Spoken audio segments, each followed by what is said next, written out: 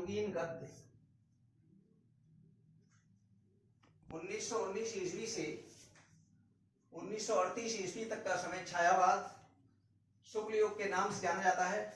यह काल भारतीय जीवन के राजनीतिक, सामाजिक एवं आर्थिक घटनाक्रम की दृष्टि से अत्यधिक महत्वपूर्ण रहा है।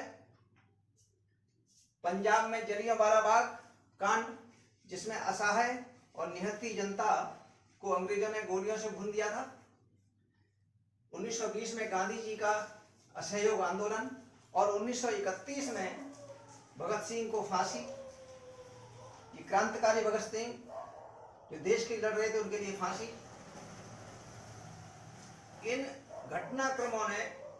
इन घटनाओं ने राष्ट्रीय चेतना को बलवती और दृढ़ कर दिया। युवकों का कल्पनाशील मानस कुछ कर गुजरने के लिए तड़फने लगा। इस युग में यदि पराधीनता और व्यवस्था की अनुभूति से आकुल होकर गीत गाए जाने लगे, तो दूसरी ओर स्वाधीनता के लिए सतत संघर्ष की प्रेरणा बलवती होकर आत्मविश्वास की भावना से मुखरित हो गई। अतः तत्कालीन साहित्य पर इन राजनीतिक, सामाजिक और सांस्कृतिक परिस्थितियों का प्रभाव परिलक्षित होता है।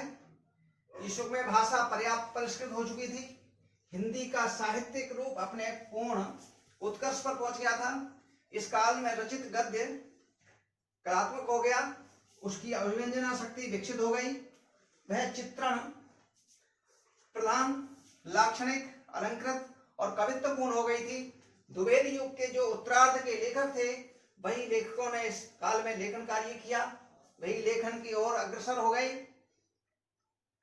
इसमें आचार्य रामचंद्र शुक्ल, शिव पूजन सहाय, जयशंकर प्रसाद, सुमित्रा नंदन पंत, महादेवी वर्मा, निराला, बाबू गुलाब राय, पद्मलाल, पुन्नालाल बख्शी, राय कृष्णदास, इन्होंने गद्य गीत लिखा था। डॉक्टर रघुवीर सिंह, आगरा यूनिवर्सिटी के थे ये, आदि ने इस युग को समृद्ध किया। जयशंकर प्रसाद के जो नाटक बड़े प्रसिद्ध हैं, कल्याणी, चंद्रगुप्त, स्कंदगुप्त, ध्रुव स्वामी और हरिकृष्ण प्रेमी के स्वर्णविहीन, रक्षाबंधन, प्रतिशोध, लक्ष्मी नारायण मिश्र का सन्यासी, प्रतिशोध, मुक्ति का रहस्य, प्रेमचंद के उपन्यास सेवा सदन, निर्मला, रंगभूमि, कर्मभूमि, गोदान आदि ये सम्मानित उपन्यास हैं।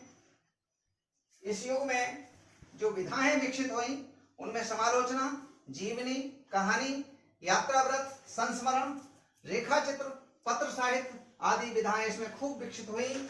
अतः इस प्रकार से हम कह सकते हैं कि ये कुल मिलाकर यह युग हिंदी साहित्य का पूर्ण उत्कर्ष का युग है।